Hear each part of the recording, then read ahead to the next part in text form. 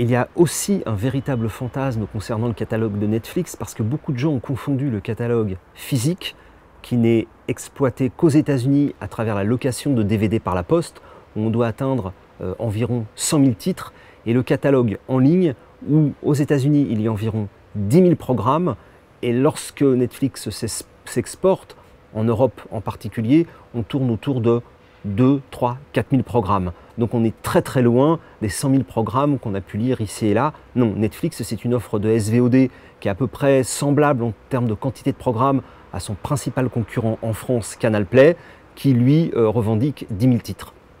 Alors c'est le paradoxe de Netflix, à la fois de s'adresser à la niche et puis de courir après 100 millions d'abonnés.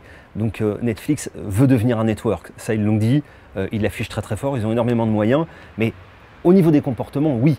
En fait, aujourd'hui, ce qui est intéressant, c'est d'aller chercher ce que vous avez envie de voir au moment où le programme est disponible et de ne plus subir la dictature du programmateur qui vous impose de regarder un épisode de série télévisée à 20h50 le soir. Si vous avez envie de commencer votre épisode à 22h, manque de peau, il ne sera plus disponible.